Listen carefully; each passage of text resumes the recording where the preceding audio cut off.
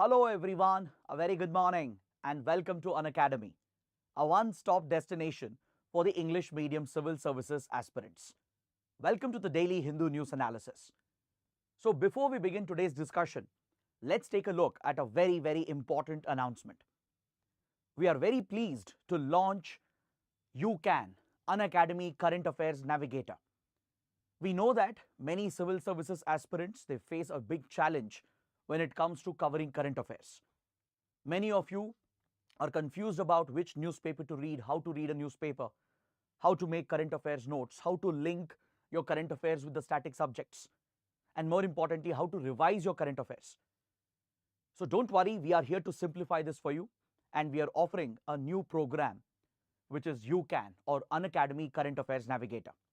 This course starts from 5th March, and every week we will be having 4 classes on Tuesday, Wednesday, Thursday and Friday. These classes will be live on the Unacademy app from 9:30 to 11:30 p.m. And the best USP about the program is that the concerned teachers will be taking up these classes. You will not have just one teacher teaching all current affairs from different subjects, because current affairs requires a certain degree of specialization in order to help you understand the linkages between current affairs and the static subjects. So the concerned faculties will be teaching current affairs from their respective subjects, and we will be covering multiple sources, including all the important newspapers, the PIB and important magazines. So if you wish to enroll for the program, please click on the link provided in the video description. With this, let's get started with the analysis of today's The Hindu newspaper by first looking at the topics that we are going to discuss. From the Delhi edition of The Hindu, I have chosen 7 important articles. There is a small correction that you have to make here. There is an article on anti-defection law, and there are few other important columns as well, but most of them are repeat articles. So I am not going to be discussing these repeat articles today, but instead we'll focus on a very important topic from environment and ecology. There's an article that deals with plastic pollution in the Himalayan region and what environmental issues does it create. So let's focus on this article and analyze this issue in complete detail. We also have few editorials and columns related to India's GDP growth, the current situation in Gaza, the anti-defection law, the university rankings. All these issues have been recently covered in the last few weeks, so I don't want to waste your time by repeating the same topics again. However, you can go back and read those articles. You can just go through them again for a revision, but we'll focus on plastic pollution in Himalayas, and we also have a topic related to defense modernization. So these are the 2 important topics. The Defense Modernization Fund, which is in the news. So these are the 2 important articles that I'll be discussing from a mains point of view, and we have 5 small articles that are relevant for your prelims. So let's take up the discussion one by one, and let's ensure that it's a detailed discussion. If you guys benefit from this initiative, do let us know through your comments. That is the only way we get to know that these initiatives are actually helping you. If you do like them, please press the like button and do subscribe to our channel. So let's look at this column on page number 6 that deals with the challenge of plastic pollution in the Himalayan region. I'm sure all of you know that today plastic is present everywhere. Plastic is present not just in our cities, not just in our villages, but even in forests, at the top of mountains, and even in the seas and the oceans. Recent studies have found plastic traces, especially microplastics, even in the deepest oceanic trenches, including the Mariana Trench in the Pacific. The world's highest mountains present in the Himalayas have a significant presence of plastic contamination. So we humans have dispersed plastic almost everywhere, covering every ecosystem, every terrain, and we have caused a major environmental problem. So particularly in the Himalayan belt, where you have the glaciers which give rise to the main rivers that feed the Indian subcontinent, right? Plastic pollution becomes a major environmental challenge. Plastic, especially when it breaks down into microplastics, it becomes all the more dangerous as it can easily enter the food chain and affect the biodiversity as well. Now, as you know, plastic itself is not easily decomposable. It doesn't decompose in thousands of years. It will slowly break down, it will turn into microplastics, and it enters every ecosystem and it enters the food chain as well. Microplastics are these very minute particles of plastic which is usually less than 5 millimeters in size, less than 5 mm in size. So such fine plastic particles are referred to as microplastics. See, when it comes to microplastics, there are two types that exist. We have primary microplastics. We also have secondary microplastics. Primary microplastics are the small plastic particles which are deliberately used in the industry for various commercial applications. For example, you would have seen the micro beads, the plastic micro beads in your toothpaste, in your face wash, in your body lotion. Especially in cosmetics, personal hygiene products, these plastic micro beads are used to provide exfoliation or the scrubbing effect. So whenever you wash your face, you have a shower, you brush your teeth with these cosmetic products or hygiene products which have plastic micro beads, you are essentially contributing to the release of microplastics directly into the environment. So when microplastics are used directly, deliberately in the industry for a commercial application, the microplastic emerging from this particular source is referred to as primary microplastics, meaning they are already broken down, they are already minute particles, they will easily enter the water stream. They will reach the rivers, lakes, the underground water table, and eventually they'll make their way to seas and oceans. So marine organisms in particular and aquatic life will be deeply affected by microplastics. Studies have shown the presence of microplastics from human placenta to various fishes and many animals and birds, and within their bodies today you find the presence of microplastics. Even our soil system, the sand present on beaches, they all contain large quantities of microplastics, as you can see here. So secondary microplastics are the ones which are a result of the breakdown of large plastic waste. Secondary microplastics are slightly different compared to your primary microplastics. Now let's say, for example, you carelessly dispose a plastic water bottle or your toothbrush or the straws that you use to drink your cool drinks or other liquids, or even plastic cups and plates or single-use plastic essentially. So when these large size plastic material, when they are carelessly disposed, when they are not scientifically managed, they will be exposed to the natural elements like the sun, water, erosion, wind, etc. So this will break down the larger plastic into small bits. It might take few years, few decades, but eventually large plastic which is carelessly disposed, which is not scientifically handled, will break down into these fine plastic particles less than 5 mm in size, and it enters the ecosystem. It enters the aquatic ecosystem and as well as the food chains and contaminates the whole environment.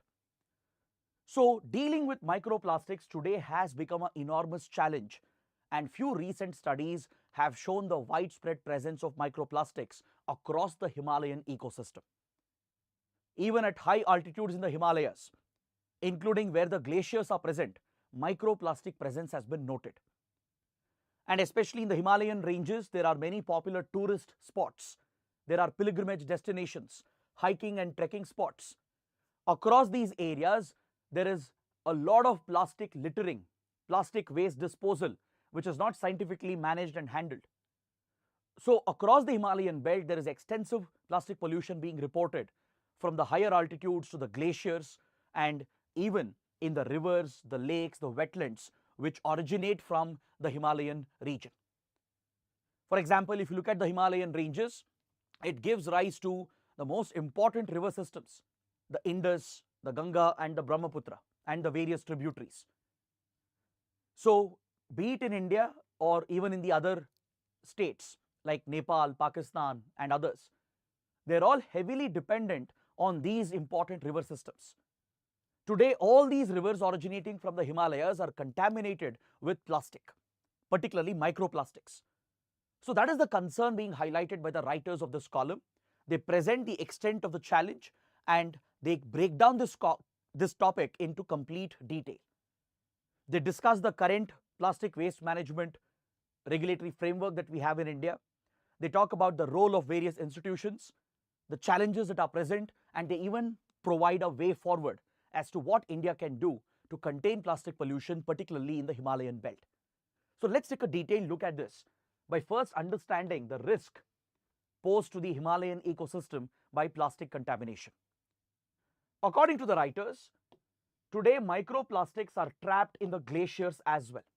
There were recent studies conducted which has shown the extensive spread of microplastics in the glaciers of Himalayas. Eventually, as the glaciers melt, right, as the snow melts, as the glaciers melt, the microplastics will enter the river stream and reaches the lakes, wetlands, and it will completely contaminate the aquatic ecosystem. So as we know, the Himalayan rivers, the perennial rivers that originate from these glaciers, they are the primary source of drinking water for the large population present in the Gangetic basin, in the Brahmaputra basin, in the Indus basin as well. So obviously, these plastics will enter our food chains. It could contaminate entire food chains and it would eventually enter the human body as well. So this could have a detrimental health impact. It could affect biodiversity. It could lead to extensive pollution of the soil, the air, water, etc. Especially the single-use plastic, which is carelessly disposed and unscientifically handled in the region, right? Most of these plastics, they reach landfills and the plastics will start undergoing the natural breakdown process and it will leach various toxic substances into the soil, into the groundwater table. It will even contribute to greenhouse gas emissions, thus polluting the air and the soil and even the water. So there is a serious risk to the ecosystems in Himalayas and the biodiversity of the Himalayas. So what are the exact causes that are contributing to it? Let's say UPSC asks you a mains question in GS paper 3 or even an essay topic on this. You should be in a position to break down the topic and provide all the required explanations. So now we have understood the problem, the context. We have understood the extent of the risk in the Himalayas. Now let's talk about the specific factors which are contributing to this problem. First and foremost, rapid urbanization in the Himalayan belt, that to unplanned urbanization, is the root cause. There are various hill stations, cities that have developed overnight, various Himalayan towns that have become overpopulated. So the stress created by unplanned urbanization has introduced enormous amount of solid waste, and majority of it is plastic waste. And this large quantity of waste being generated in the Himalayan towns and cities, it is not being handled scientifically. It's not being managed well. And as a result, the careless handling of plastic waste and solid waste is resulting in plastic contamination in the Himalayan ecosystem. So this is one of the primary contributing factors. Apart from this, the changing production and consumption pattern in today's modern world, the consumerism which has taken over, right? The large-scale industrialization, the overall global nature of the economy itself today is tuned towards large production, unnecessary excessive consumption by the customers. So these production and consumption patterns which are seen around the world can be seen in the Himalayan belt as well. So people are consuming much more than what they require. Industries are producing much more than what the customers require. So these unsustainable patterns of production and consumption is definitely contributing more and more plastic into the sensitive Himalayan environment. Then exploitative tourism, unregulated exploitative tourism which has become unsustainable. As I told you, in the Himalayan belt, there are many important sacred pilgrimage sites. If you look at Uttarakhand, for example, there are important sacred sites from Badrinath to Haridwar, Kashi in UP, right? And across even Sikkim, even in Nepal, right? And in the border areas of Nepal and Uttar Pradesh, in Himachal Pradesh as well. There are many important sacred pilgrimage sites, and the large-scale tourism accompanied with the adventure tourism as well, right, which includes hiking and trekking in the Himalayas, is contributing to large-scale plastic pollution. And finally, the unscientific dumping of the waste, especially in the eco-sensitive areas. As you know, Himalayas is one of the biodiversity hotspots of the world, right? So there are many sensitive ecological areas which are notified as eco-sensitive areas as well. But across these protected areas, there is extensive pollution being reported, particularly the unscientific disposal and management of plastic is adding to the problem. So if we were to break down the root causes, these would be the primary contributing factors. So now let's understand the extent of spread of plastics in the Himalayas. If we are writing a mains answer or an essay on this topic, we would need some data, reliable data to back up our claims. Until now, we were just making some assessments, right? To back up the assessment, you need valid data. So these 2 points provided in today's column provides us the required scientific data. Recently, studies were conducted in the Himalayan belt to understand the extent of plastic pollution, and the studies have established that majority of the waste being generated here, it includes plastic waste, and most of it is non-recyclable plastic. That is the concern. If you take the total solid waste being generated in the Himalayan belt, majority of it is comprised of plastic waste itself. And out of that, most of the plastic waste is non-recyclable. So this is adding to the problem.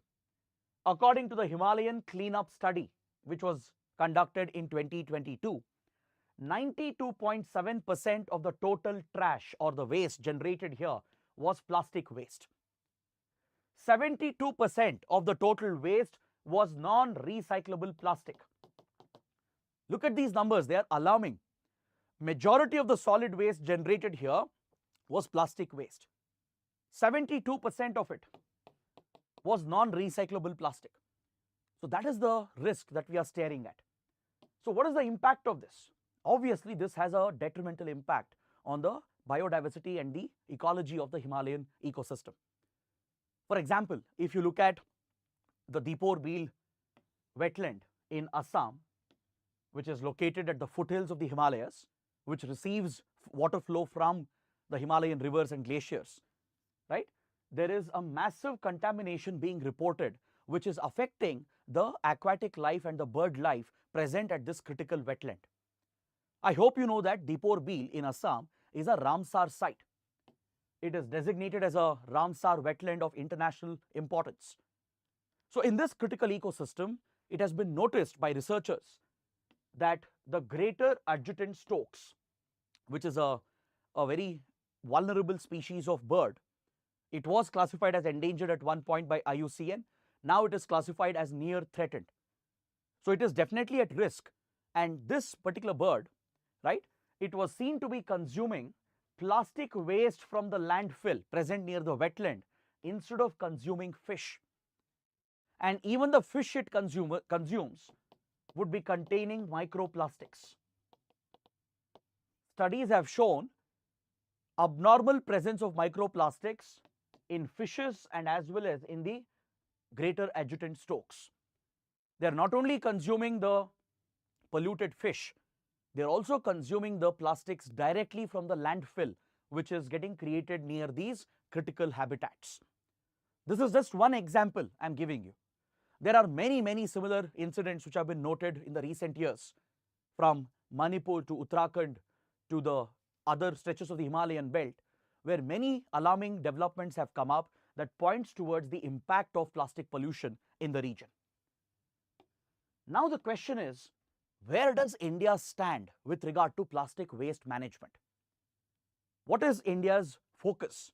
What is India doing? What is the regulatory framework that we have? Do we have any rules, any regulations to deal with plastic waste management? Which institutions are responsible? Are there any existing flaws with regard to government institutions when it comes to their role in tackling with plastic waste? This is what we have to examine before we conclude this discussion. When it comes to plastic waste management in India, India is many steps behind the rest of the world. Recently, a study was conducted by a research organization called Earth Action. Please make a note of this. A research group based out of Switzerland called Earth Action had conducted a study a couple of years ago. And according to this study, the Earth reached its plastic overshoot day last year on July 28, 2023. Please note down this point. There could be a prelims question on this. UPSC might ask you, what is plastic overshoot day, which the Earth achieved on July 28th? Or who brought out this particular report related to plastic overshoot day? This report is very crucial because it not only refers to this day called Plastic Overshoot Day, it also refers to how many countries, including India, are falling behind when it comes to waste management, plastic waste management. According to this report by Earth Action, India is one amongst the 12 countries which has one of the worst waste mismanagement index. It has come out with the Waste Mismanagement Index. This report relies on an index called the Waste Mismanagement Index, the extent to which we are mismanaging our waste. So according to this index, India is one of the worst performing countries in the world. Now, what is Plastic Overshoot Day? What do you mean by that? Why is this significant and why did we achieve this on this particular date? This study was going on from 2021-2022, and the researchers at Earth Action, they estimated that as per the Waste Mismanagement Index, the Earth is going to overshoot its capacity to process plastic waste compared to what we are producing and consuming. Essentially, it is the gap between the plastic which is getting produced and consumed and the ability to process and recycle that waste. When you measure the two and take the difference, if we are generating more waste than that we can handle, than what we can process and recycle, that is when we achieve overshoot. So on July 28th, according to this report, the world produced and consumed so much plastic that it breached the capacity of the world to handle, process and recycle that amount of waste. So this mismatch in waste management, right, the day on which the Earth achieved this is referred to as the Plastic Overshoot Day. This is based on the Waste Mismanagement Index developed by Earth Action, this research agency. So India is amongst the 12 countries which has one of the worst Waste Mismanagement Index. It shows that our capacity to handle solid waste and plastic waste is very minimal. The government claims that we are recycling 60% of the plastic waste. But other studies disprove this claim of the government. See, India has one of the highest MWI, Mismanagement Waste Index. This is what makes India one of the worst ranking countries. We are in the bottom 12 when it comes to the Mismanagement Waste Index.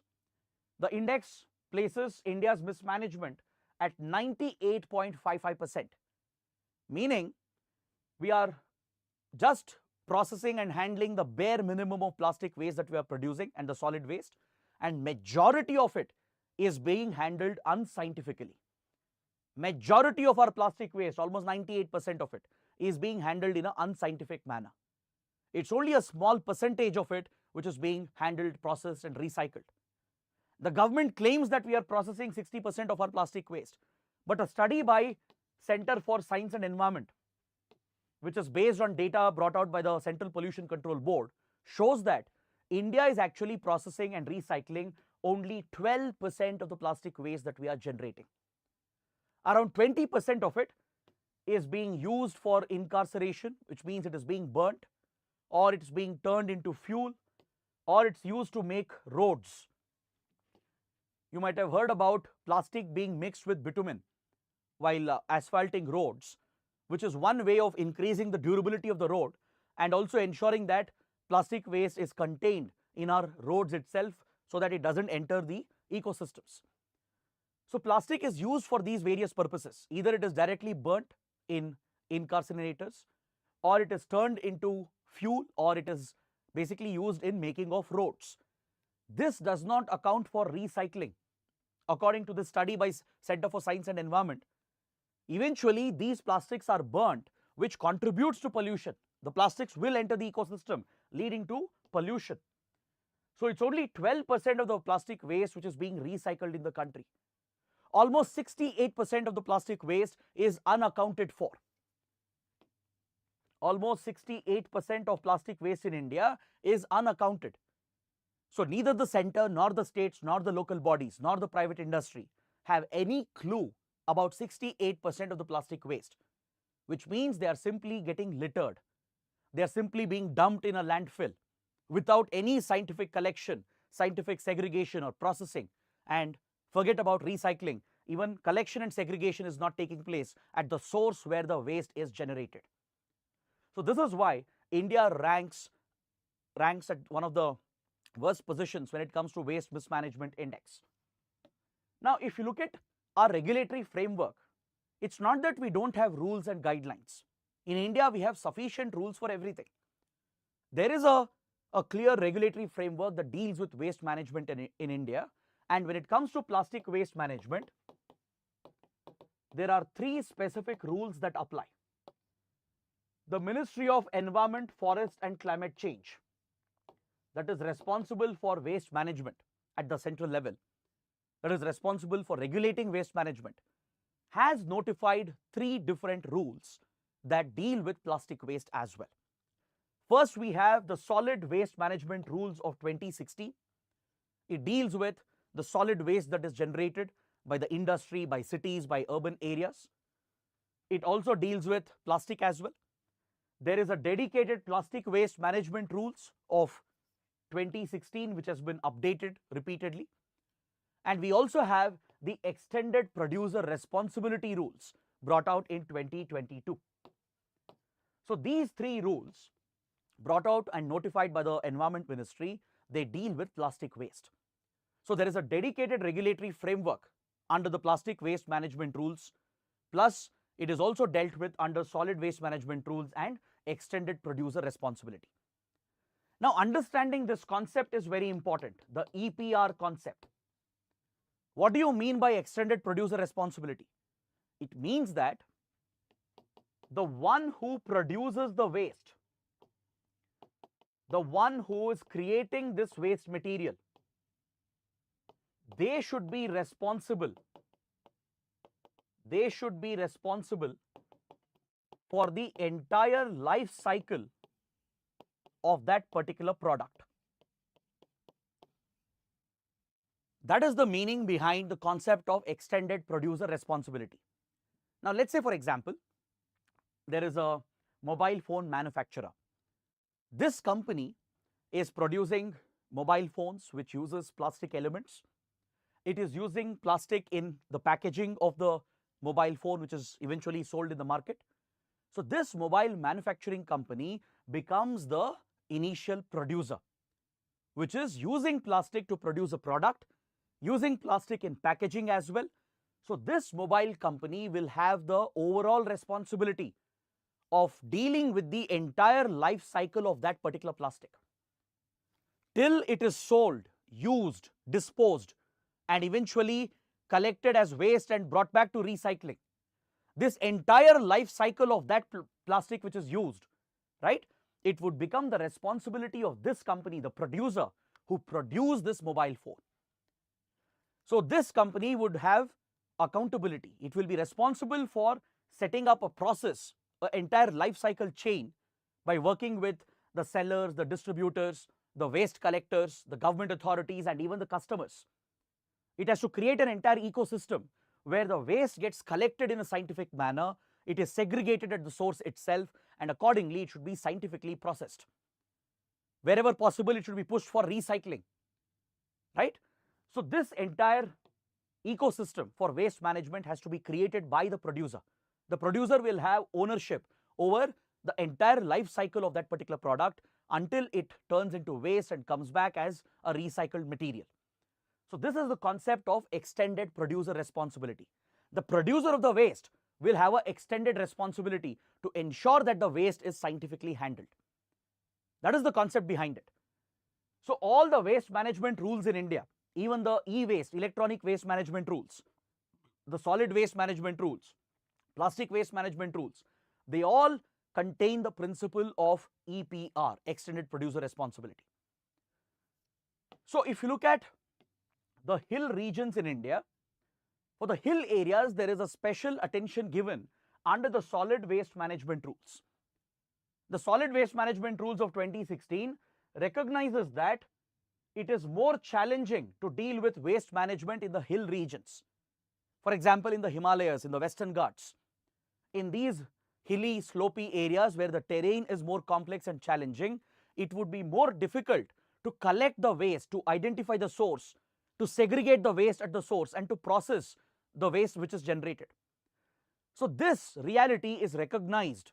It is accounted for under the solid waste management rules. But however, the downside is that it is not recognized under plastic waste management rules and under the EPR rules. They don't have any special regulations or special mandate for local bodies, for government institutions, for even the producers, the importers and the brand owners, also called PIBOs, when it comes to the waste generated in the hill regions. These other two rules, that is plastic waste management rules and EPR rules, they don't provide any special mandate or special rules for the hilly regions. It's only under solid waste management rules that few special provisions are added, where there is a greater responsibility on the local bodies and also on the producer, importer and brand owner, essentially the creators of waste, the ones who produce the waste. They have a special mandate in the hill areas under solid waste management rules. But the other two rules does not have any special provision for the hilly regions. So this itself is a drawback.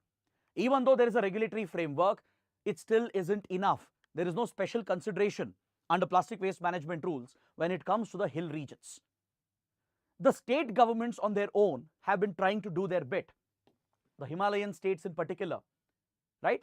By using the rules notified by the Environment Ministry, they have built an ecosystem for waste management, especially plastic waste management. Some states are doing quite well. They have brought out enough regulations. They are trying to enforce them. But problem is they don't have enough infrastructure. They are not working enough with the private industry, with local bodies. They are not empowering the local bodies which play a critical role in waste collection and waste management. And they are failing in overall implementation of the regulatory framework. If you look at Himachal Pradesh and Sikkim, for example, they have banned the usage of single-use plastic. Sikkim claims itself to be plastic free. It has banned the usage of single-use plastic, and even Himachal Pradesh has done the same. Himachal Pradesh has even implemented a buyback policy to create an incentive to collect non-recyclable plastic and single-use plastic. If you provide single-use plastic and non-recyclable plastic and collect and provide it back to the authorities, you will get paid for it. You will be paid per kilogram, which is an incentive. There is a buyback policy to ensure that the waste is not littered or unscientifically disposed. So that waste is collected by the government authorities, by the local authorities, and eventually it can be pushed towards scientific handling of that waste. Even though the policy is there, even then, Himachal Pradesh is dealing with a major plastic pollution problem. Why? Because people are not aware. Local bodies are not empowered. Enough bylaws do not exist. The private industries, producers, the importers, the brand owners, they are not working with the government.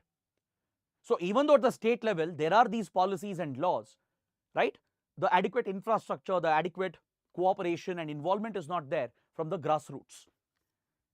Sikkim has banned plastic water bottles. Packaged mineral water bottles has been completely banned.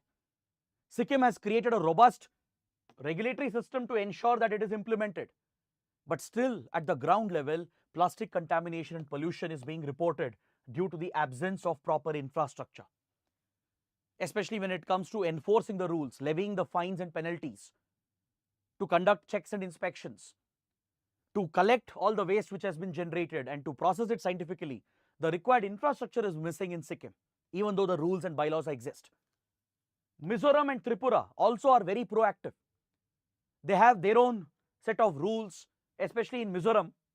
The Aswal Municipal Corporation, which is an urban local body, has even brought out bylaws based on the plastic waste management rules of the center. But again, problem is in enforcement and implementation. In Tripura, efforts have been taken to eliminate the usage of single-use plastic by the municipal bodies. The Tripura state government also has brought out bylaws under the plastic waste management rules, and urban local bodies as well have notified these bylaws and they are trying to enforce them. But problem is they are not being implemented effectively. They don't have required funds, required infrastructure, and they are not cooperating with the people and the industry to ensure the success of waste management. So this is where gaps exist in our plastic waste management, particularly in the hilly areas in the Himalayan belt. So what are the challenges? To summarize our discussion, what are the main challenges? There are three main challenges. One, segregation of waste at the source itself. See, scientific waste management requires collection of all the waste by the government authorities. And once you collect the waste, you have to segregate it. Segregate the waste into degradable, biodegradable waste, plastic waste, hazardous waste, electronic waste.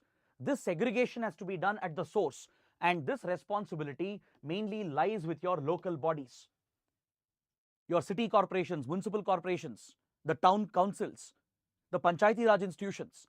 They have to play a critical role in scientific collection and segregation of the waste at the source where the waste is generated. Even though we have this theory on paper, even though the concept has been provided for, the scientific concept has been provided in our laws, in our regulatory system, problem is it's not getting implemented. Now you honestly tell me in the comments, how many of you actually collect your waste scientifically, segregate it, and hand it over to the local authorities? The responsibility is not just with the government, it's not just with your city corporation. As citizens, as individuals, we all have a responsibility as well to segregate the waste scientifically, right? Even though we know that we have to separate food waste, plastic waste, and hazardous waste, honestly tell me in the comments how many of us are doing it, right? Or let's say you do it, you put in the effort, your family is putting in that effort. You tell me how many local bodies are collecting the waste separately. And what is the guarantee that they are handling and processing it scientifically? We don't know what happens once we dispose the waste, right? There aren't enough waste management plants in India. Most of the waste is getting littered or disposed unscientifically, and they are often dumped in landfills. In these empty open areas, they are simply dumped, creating heaps and heaps of plastic waste and solid waste. In some places, they create these trenches, they dump all the waste into the landfill and try to cover it. But either ways, it will lead to severe soil, air, and water pollution. Because all the plastic waste and hazardous waste, they will leach, they will break down. Because of the heat, the water, the air, all the natural elements will break down the hazardous waste. They will leach the toxins into the soil and into the water system. It will release emissions, particularly methane and other greenhouse gas emissions that can cause severe air pollution, including the release of toxic gases. So this is where the challenge lies in implementing the measures at the source in scientific collection, segregation, and disposal and management, and the failure of local bodies to achieve this. So does it mean we put the whole blame on the local bodies? No, the answer is no. Yes, local bodies are responsible, but the problem also lies with the people, the state government, the central government, the industry itself, the private industry. So across this whole ecosystem, there are several gaps that have to be plugged. The local bodies indeed play a critical role in waste management. They are the ones who eventually enforce and implement all the rules and bylaws. The Environment Ministry might have multiple rules. It might have a regulatory system. State governments might bring out various laws and policies and regulations. Local bodies might also bring out their bylaws based on these rules and regulations. But eventually, it all boils down to implementation. It all boils down to enforcement. It's again like your UPSC preparation. You might have grand plans to cover the entire syllabus, right, to do multiple revisions, to take all the test series. The plan is there, the timetable is there, but honestly, how many of you actually put in the effort and implement your plans, right? So this is the same issue that comes up here as well with local bodies when it comes to scientific waste management. They are not able to collect the waste scientifically. They are mainly struggling with segregation, and there isn't enough coordination between local bodies and the PIBOs. Producers, importers, brand owners, right, who have the overall extended producer responsibility, they are not working adequately with the local bodies. Local bodies also, they are not holding the PIBOs accountable, right? They don't have enough powers as well. In many states, state governments would have crippled the functioning of local bodies. They would have been heavily politicized. They won't be given enough funds, right? They won't have enough authority. They won't have enough infrastructure. So this is where waste management becomes a complete mess in India. Very few states have shown some progress. Very few states have truly empowered their local bodies to deal with waste management, right? But the gaps are very evident. It's very clear. There is no clarity on what is the collaboration between local bodies and the producers. This is very, very crucial. This link that I'm highlighting as part of extended producer responsibility is the most crucial link in waste management. If you have to implement the extended producer responsibility, hold the producers, the importers, brand owners accountable, right, then there should be a clear link between the local bodies and the PIBOs. Local bodies have to enforce these rules on the PIBOs. The PIBOs should also be responsible. They should inculcate this on their own to collect the waste, segregate it, and hand it over to the government authorities or the waste recycling plants. State and center will have to provide enough funds, create enough infrastructure, especially the recycling plants and the scientific waste management facilities have to be created. So what is the way forward?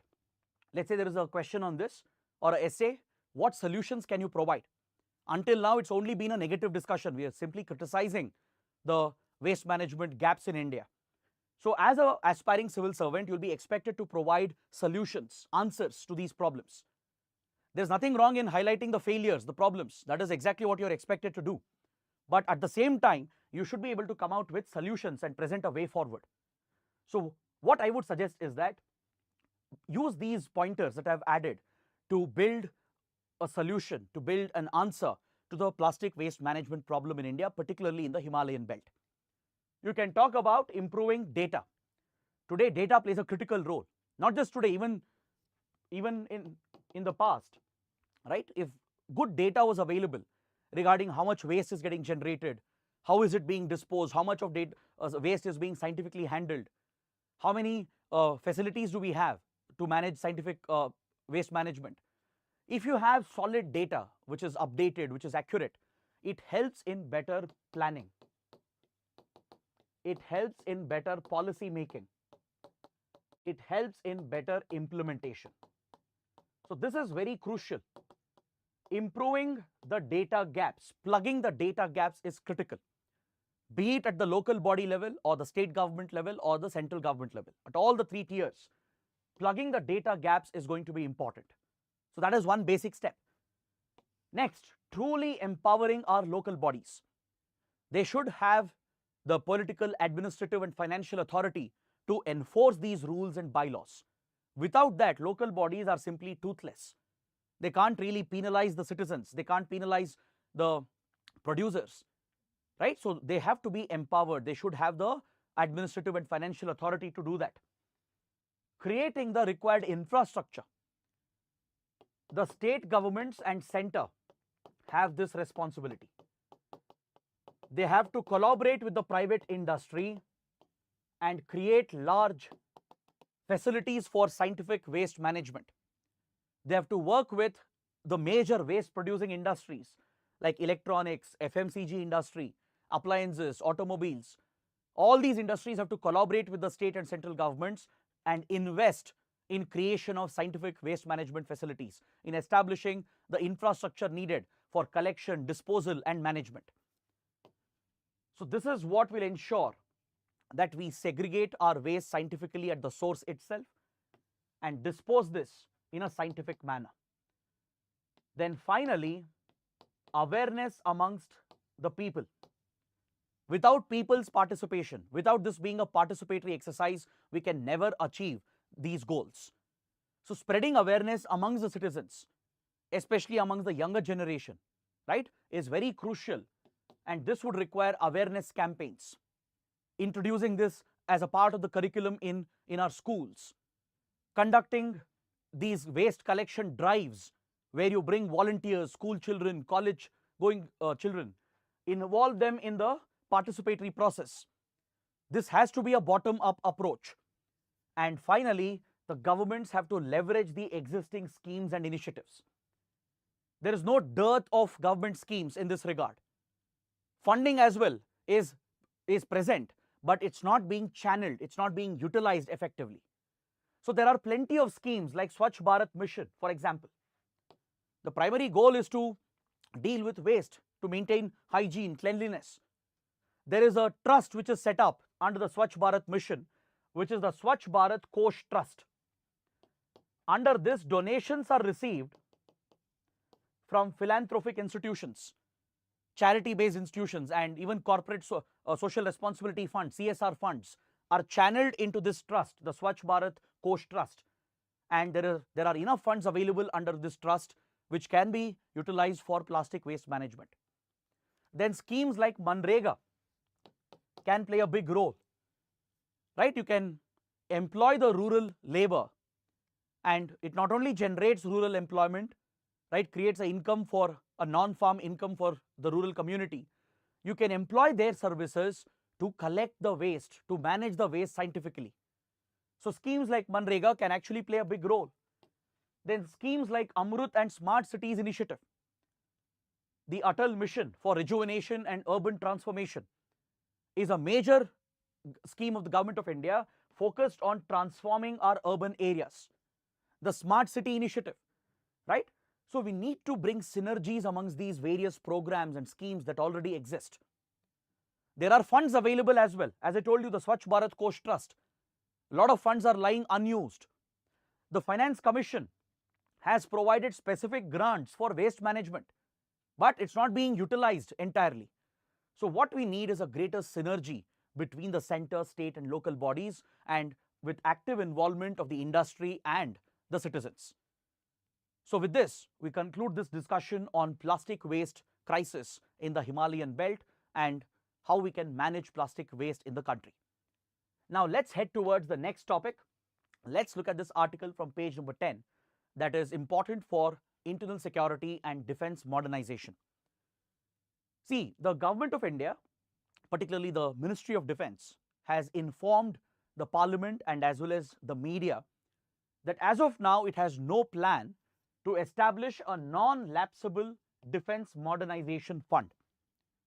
This topic has been in the news recently, and I feel it can be a very important topic for your mains. Maybe a 10-mark question can be asked on non-lapsable defense modernization fund. The topic is very important because the 15th Finance Commission had recommended the establishment of this fund to ensure that enough funds are available for defense procurement, to ensure that the country's national and internal security needs are met, to ensure that our armed forces, our security forces have all the weapons and the military hardware that they require. The establishment of this fund was recommended by the 15th Finance Commission. It was part of its terms of reference which had been provided by the Government of India. So based on this recommendation of 15th Finance Commission, the Defense Ministry was considering whether such a dedicated fund, a non-lapsable fund, should be set up. Now, it's important to understand this issue by focusing on what is a non-lapsable fund. What are the advantages? What are the disadvantages? See, when it comes to any government ministry, any government department, they all provide their estimated budget for the year, based on which your union budget is created. Right? Every ministry, Defense Ministry, Home Ministry, External Affairs Ministry, and all the departments under them, the various government organizations under them, they all submit their annual estimated expenditure, right? They'll account for the regular recurring expenses, any capital expenditure to create new infrastructure, new assets, to procure new assets, everything is accounted for, and they present an estimated expenditure report. Based on that, the finance ministry finally comes out with the union budget. Now, as you know, this budget has to be approved by the parliament every year, according to Article 112, that deals with annual financial statement, which is nothing but the union budget. Parliament has to grant approval for any appropriation of funds from the consolidated fund and the public account fund. If any government organ, any government ministry or department, if they have to withdraw money from the consolidated fund of India, the public account of India, the prior approval of the parliament is mandatory as part of the budgeting process. Correct? Now, let's say, for example, Defense Ministry has been given, let's say, just hypothetically, it has been given 900 crores as a budget for a given year. And let's assume Defense Ministry has divided this equally between Indian Army, Indian Navy and Indian Air Force. So all three armed forces have got 300 crores each. This is just a hypothetical example, right?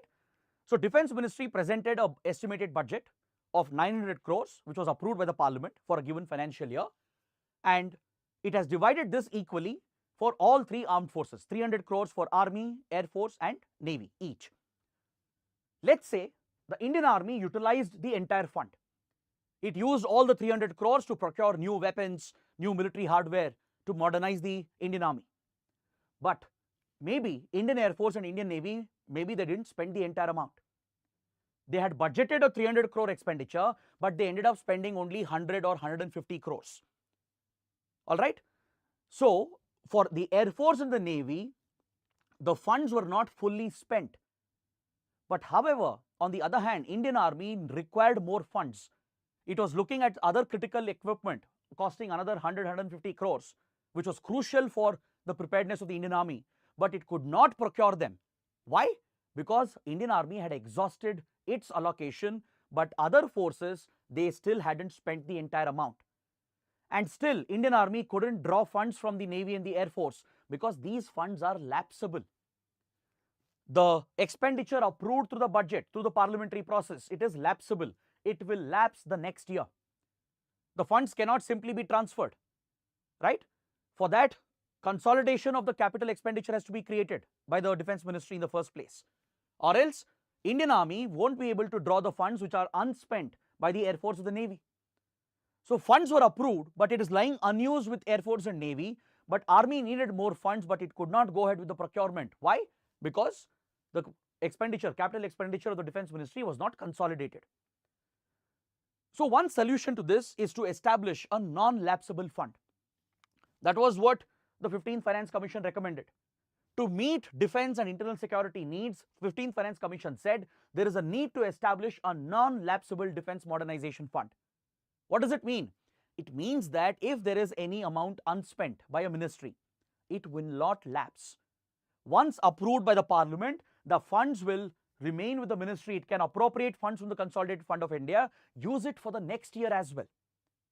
Let's say, for example, Defense Ministry had spent only 500 crores out of the allotted 900 crores. 400 crores were still left unused. In a lapsable fund, it will lapse and the Defense Ministry has to get approval again during the next year's budget cycle. But if there is a non-lapsable fund, right? If the allocation given is through a non-lapsable fund, Defense Ministry need not ask for approval again from the parliament. It can continue appropriating those funds from the Consolidated Fund of India and use that for defense procurement, defense modernization. That is the idea behind it. So based on this requirement, 15th Finance Commission had recommended the establishment of a non-lapsable defense modernization fund, a fund which will not lapse even after the budgetary cycle ends. Even if there are funds which are not utilized, which is unspent, it can be rolled over to the next year and the ministries can continue, the Defense Ministry and the Armed Forces can continue appropriating funds without the need for separate parliamentary approval. This was the recommendation. And there were reports that the government was looking to establish this fund as well. To meet the operational needs, the modernization needs of the armed forces, the Defense Ministry was considering this proposal, which was recommended by the 15th Finance Commission. But now the government has clarified that we will not establish this non-lapsable fund. Why? Because in a non-lapsable fund, there are drawbacks. The biggest drawback is that it will reduce parliamentary accountability. Why? Because see, Parliament had granted approval in the last financial year for a certain amount of expenditure, assuming that this money will be spent entirely by all the armed forces. Now, if you are rolling over the unspent amount for the next year as well and appropriating those funds from the Consolidated Fund of India without new approval of the Parliament, then parliamentary accountability gets reduced. Let's say with the Defence Ministry, there were 300 crores lying unspent. If it rolls over, if it does not lapse, Defence Ministry will not again ask for approval. It can directly appropriate the funds if there is a non-lapsable fund. So parliamentary scrutiny, its accountability, right, over the executive gets reduced if such non-lapsable funds are established. The very reason why there is an annual budgeting process and why ministries, government departments have to get yearly approvals through the budget is because to ensure that Parliament has oversight over expenditure, over what is being appropriated from the Consolidated Fund of India. If you set up non-lapsable funds, it might serve a practical purpose, but it will undermine parliamentary responsibility, right? That is exactly what the Defence Ministry has said. The Defence Ministry has said we will not establish this fund because it will be against the spirit of parliamentary accountability. On the other hand, let's say there is a specific cess which is imposed, right? Cess is usually imposed for specific causes to fund specific programs and initiatives, like we have an education cess, right? So the tax collected through the cess is used only for certain education schemes. In case of cess, there can be a non-lapsable fund because it is collected for a specific purpose. But that is not the case with the annual budget, right? With regard to other taxes that are collected, it's not meant for any one specific purpose. It's not meant only for defense modernization. The money collected through various other taxes, right, it has to be under parliamentary scrutiny through the budgetary process because the money is used for various other purposes, for various different purposes. If you set up a non-lapsable fund for defense procurement, the only problem, the only drawback is that it will reduce parliamentary accountability. The Defence Ministry need not ask Parliament's approval every time. The unspent amount can be rolled over to the next year and it can continue appropriating the funds without Parliament's approval, right? So that raises the risk of undermining parliamentary authority and parliamentary's oversight powers over the government. So to ensure that this doesn't happen, the Defence Ministry has said that we will not set up this fund, this non-lapsable fund. However, the Defence Ministry is introducing a reform. What is it? It is consolidating the capex of the three armed forces. Instead of having a separate estimate and budget for Army, Navy and Air Force in three different silos, right? There will be a consolidated capital expenditure budget within the Defence Ministry so that there will be flexibility for the Defence Ministry to reallocate the unused funds from one armed force to another. In the example I gave you, right, Indian Army had spent all the 300 crores, but it wanted more to procure some urgent equipment needed for India's national security, to improve our preparedness against the threats in, let's say, in the Kashmir region, in the Northeast region. Indian Army needed some urgent equipment, but still it couldn't procure them because it had exhausted its funds. But funds were available with Navy and Air Force. If the capex expenditure is consolidated within the Defence Ministry, right, the Defence Ministry will have the flexibility to reallocate the unused fund. The money which has not been spent by the Air Force and Navy can be taken and given to the Indian Army so that it can immediately meet its requirements. So this is being done as an internal reform within the Defence Ministry. So this will ensure that our defence modernization will continue, and it will also ensure that parliamentary scrutiny over defence spending is maintained, which otherwise would be undermined by a non-lapsable fund. Is that clear? So that is why this is indeed a major step. The decision to not establish the fund to protect Parliament's oversight powers while creating an internal reform by providing for consolidated capital expenditure for all three armed forces It's not that the budget given to Defense Ministry would be exclusively assigned for Air Force, Navy or Army. It will all be consolidated. This also builds the spirit of jointness. India, that is what India is hoping for in the future, right? We are looking to have joint commands, theater commands, where there won't be a separate Army, Navy or Air Force. Rather, there would be theater-based commands and joint commands. This will lead to optimal defense spending. It will optimize the defense budget. It will reduce wasteful expenditure, because in many domains there will be an overlap between the requirements of Indian Navy, Air Force and Army. There will be a lot of overlap when it comes to certain weapons and certain equipment and platforms. So that can be avoided. We can optimize our defense expenditure when there is a consolidated budget for the Defense Ministry. For capital expenditure, for defense modernization and procurement, if there is one consolidated expenditure list which Defense Ministry can allocate depending on circumstances, depending on how much money is being spent by different forces, this will lead to greater optimization of the defense budget. It will reduce unnecessary wasteful expenditure and it will bring more efficiency. It will also lead to quick defense modernization and quick procurement as well. If there is an immediate security requirement, Defense Ministry will have the flexibility to provide additional funds to a certain force, to a certain armed force, to go for immediate procurement. So that is what the article is talking about. So this could be an important topic, and I'm presenting a way forward here based on what we have discussed. Please go through these points that I've added here. It's all based on what I've explained. You can use this as a part of your conclusion in your mains answer. In fact, the 2 practice questions that we provide at the end, they're based on these exact discussions that we have on the first 2 big articles. So use all these points and the way forward as well to write an answer and practice your answer writing for the questions that I've provided at the end of this session. So this completes my detailed discussion of the 2 important mains related articles. Now let's head towards the prelim section. Let's take a look at topic number 3 and 4. There are 2 topics mentioned in one article on page number 5. This article is referring to the Kaleshwaram lift irrigation project, which has been in the news over the last few months. It's also referring to the National Dam Safety Authority of India. So both are very important topics, especially for your prelims. So let's understand what they are and why they are important. The Kaleshwaram lift irrigation project is a multi-purpose irrigation project which is coming up in the state of Telangana. It is being built across the Godavari river at the confluence point of Godavari and the Pranahita, which is one of the tributaries. Right? Pranahita itself has other tributaries like Varda, Painganga and Vainganga. These are the smaller tributaries of Pranahita, and Pranahita merges with the main Godavari, and this is where, at this confluence point, is where the Kaleshwaram multi-purpose lift irrigation project is being built in Telangana. Now this project is considered as the world's largest lift irrigation project. Please remember this.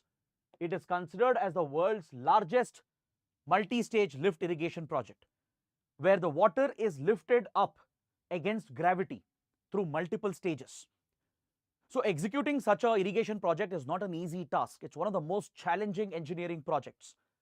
Once completed, this would be the world's largest lift irrigation project. But however, the project has hit a major hurdle. It's been facing a major challenge.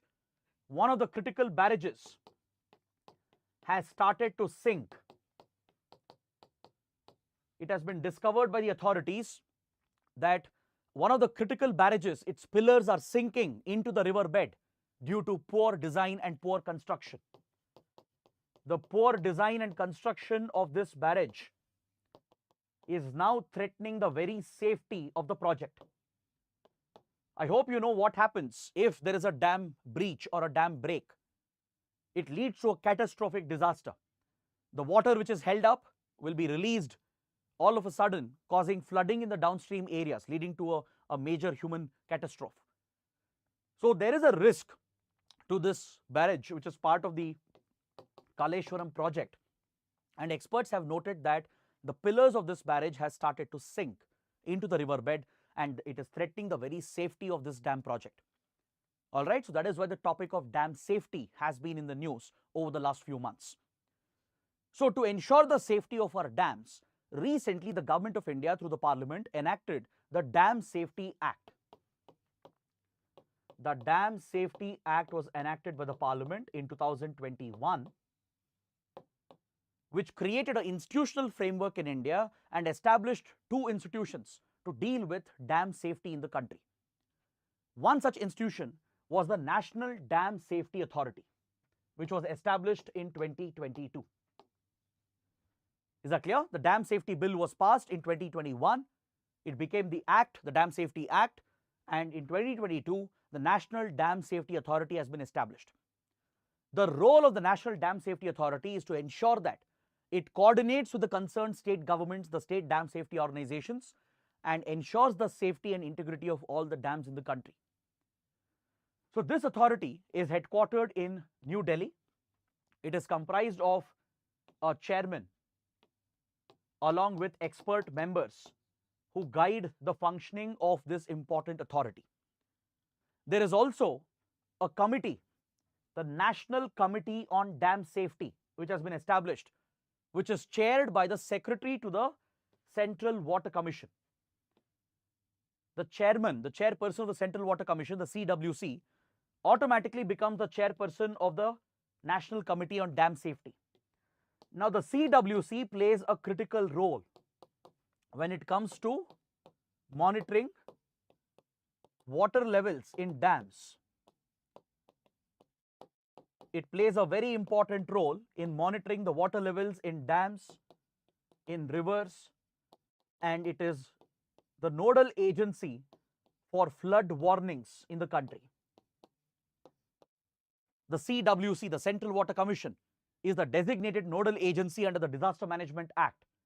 We have a National Disaster Management Policy and Plan under the Disaster Management Act, which recognizes the CWC, the Central Water Commission, as the nodal authority to track the water levels in rivers and dams and issue flood alerts in time to prevent a tragedy, to prevent the disaster, or at least mitigate the impact of the disaster. All right? So the chairperson of the Central Water Commission heads the National Committee on Dam Safety, which is another institution to advise the National Dam Safety Authority. So these are two important institutions created by the Dam Safety Act. Institutional measures have been created so that these central authorities and central committees can coordinate with state level dam safety organizations to work with the state governments to ensure the safety of the dams present on interstate rivers.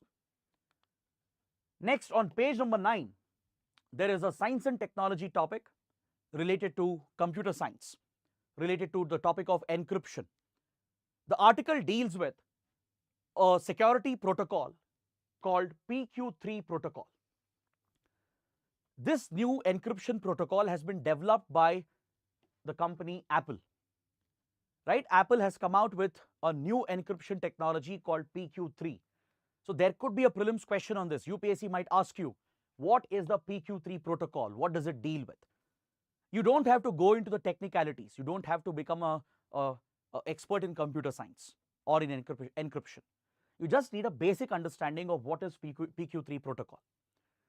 See, when it comes to your regular communication devices, be it your regular phones, your laptops, your computers, right? We all send messages, mails to each other. This communication between two devices is always encrypted. Encryption is essentially a mathematical function, a cryptographic mathematical function, which provides a basic layer of security for the communication happening between two devices. This is what maintains your digital privacy, right? The sanctity of the communication between two entities or individuals is protected. No third party can snoop in directly on a conversation because there is a basic layer of encryption which is provided for any form of communication. Today, most of the mobile phones and even most of the applications, the social media applications and various messaging platforms we have, they all provide something called as end-to-end encryption. This is considered as the highest level of security that can be provided in today's world. You look at WhatsApp, you look at Telegram, right, Instagram, and any other communication platform that you have, be it Zoom, Google Meet, and various other applications that we all use to communicate. Most of them provide end-to-end encryption. That is, from the receiver's device to the sender's device. The whole communication link is encrypted end to end, which means the company itself can't hack into that conversation. Let's say WhatsApp, for example, it cannot look into what you're discussing or sending to your friends, your family members, because the message is end to end encrypted, where your device, your phone device, your laptop is encrypting the message at the sender and the receiver location itself, creating a very secure link between the two devices. The developers of the platform, the company itself, can't look at your conversation. That is the level of security provided by end to end encryption. So this is a traditional way of encrypting communication. They use two types of keys called public key and private key. A public key and a private key is used. Public key is something that is generated by the software. Let's say WhatsApp, for example, Telegram, right? The program is coded in such a way that from the senders to receivers device, there is a public key which is used by the algorithm, by the software, to protect your communication, to encrypt and de-encrypt the communication. Private key is something that is generated by your device, by your individual device. So with the combination of your public and private key, traditional encryption is provided, which provides end-to-end encryption. Now, until now, we were thinking this is the best possible protection that we can give for secure communication. But trust me, technology is evolving at such a rate. End-to-end encryption also is no longer safe anymore. Tomorrow, once quantum computers are here, right? Quantum computers, they are a critical emerging technology. Once we perfect quantum computing, right, quantum computers will be many, many times faster than even your supercomputers. Take the world's fastest supercomputer today, right? A quantum computer of the future will be many times faster in its ability to carry out calculations, right, or transactions when it's compared to the fastest supercomputer of today. So these end-to-end encryption links, they can be theoretically broken by a supercomputer. If there is a powerful supercomputer, right? Forget quantum computers, forget the future technology. Even with current technology, it is becoming possible day by day to use supercomputing capabilities to break the public and private keys, to break the mathematical codes. Encryption is, again, cryptography is, it's all about mathematical functions. These mathematical cryptographic hash functions can be solved by supercomputers. Only thing is, it will take time. It may take years, decades, right? That is how secure end-to-end encryption is, but it's not impossible, right? Theoretically, it's possible. Practically also, it's possible. As supercomputers develop, right, as computing capabilities improve, end-to-end encryption can also be broken, right? So companies like Apple are worried about the advances happening in the field of computing. They are worried about the future of quantum computing, where quantum computers can be so fast that they can easily break the current traditional encryption that we have. So Apple has already introduced a futuristic encryption technology and a protocol called PQ3. It stands for Post-Quantum Cryptographic Protocol. It is designed by using quantum techniques along with the traditional methods, along with the public and private key.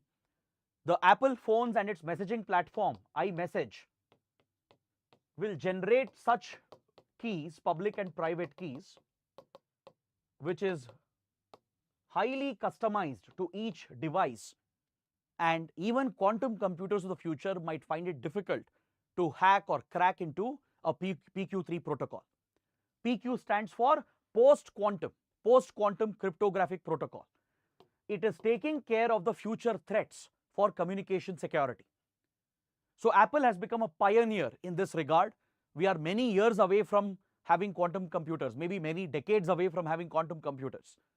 But to account for these futuristic technologies and further improvement in supercomputing capabilities, Apple has come out with this latest encryption protocol called PQ3. Again, you don't have to go into all the details, right? Just knowing what it is, which company has developed it, what is its application, what is its advantage is enough.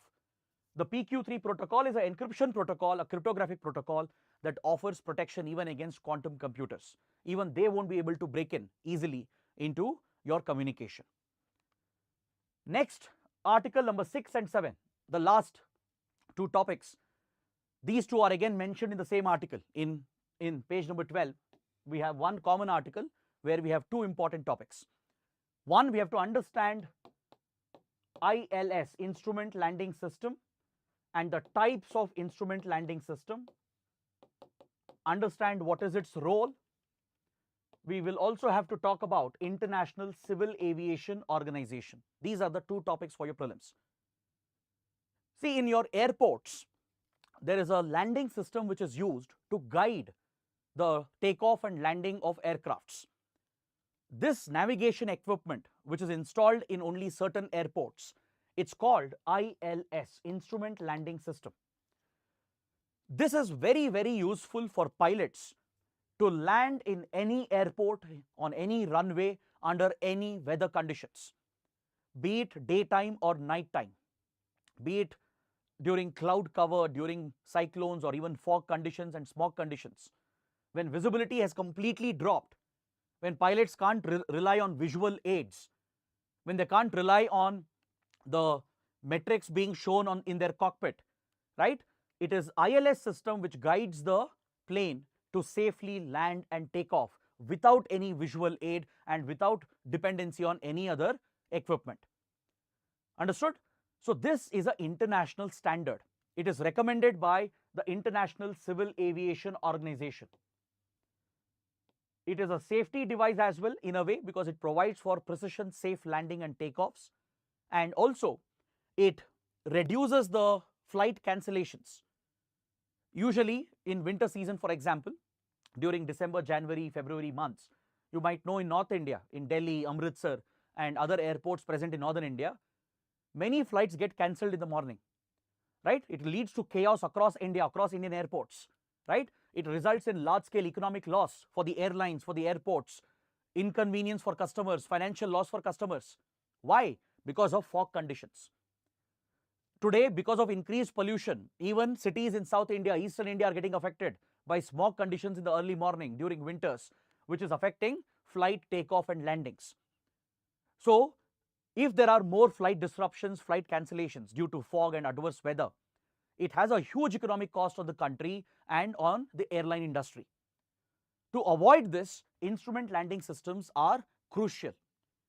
Irrespective of the weather conditions, it can provide for safe and accurate landing. It basically provides the lateral and vertical parameters which guides the pilots to safely land even under these adverse weather conditions. So today's most advanced instrument landing system is the CAT-3B. The CAT-3B is considered the most advanced instrument landing system that is recommended by the International Civil Aviation Organization. But in India, I hope you know this, very, very few airports are equipped with CAT-3B landing system. For example, Delhi, Amritsar, Bangalore, Lucknow, Kolkata, and few others. Just a few airports, according to Airports Authority of India, only 6 international airports in India, only they are equipped with CAT-3B landing facilities. Why? Because it's very, very expensive. It can cost anywhere between 100 to 250 crores to install this system for one runway. Maintenance will cost many more crores every year. So this cost of installation and operation will get transferred to the airlines, to the customers, which increases the cost of air travel, right? So that is why it has become a challenge in India. Many other big airports, let's say even the Mumbai airport in Chennai, Hyderabad, they don't have CAT-3B landing system. They are still using the older systems, CAT-2 and CAT-3. Now imagine the smaller towns, smaller cities, right? Some of them don't even have any form of instrument landing system. So that is when flights get diverted, cancelled repeatedly, leading to disruptions in the airline industry, causing chaos at airports and causing a significant economic loss to the country, right? And also as a matter of safety, it's very crucial to have CAT-3B systems, as it can help pilots land and take off even in very adverse weather conditions. So that is what the article is talking about. There is a need for expanding the instrument landing system facilities, CAT-3B facilities, to other major airports of India. Right now, only 6 international airports have them. All right. So that is what we understand from this topic. So there could be a basic question on the role of instrument landing system and what is the CAT-3B system. Now, coming to International Civil Aviation Organization, it's a very important international organization. It is one of the specialized agencies of the United Nations. It's a UN body, it's a UN agency, right? So it was established in this form in 1947. Previously, we had a air navigation association at the global level that dealt with aviation traffic before 1947. But after the Second World War, after UN was established, this old organization was transformed into International Civil Aviation Organization and established in 1947. It is a specialized agency of the UN. It was established through the Chicago Convention.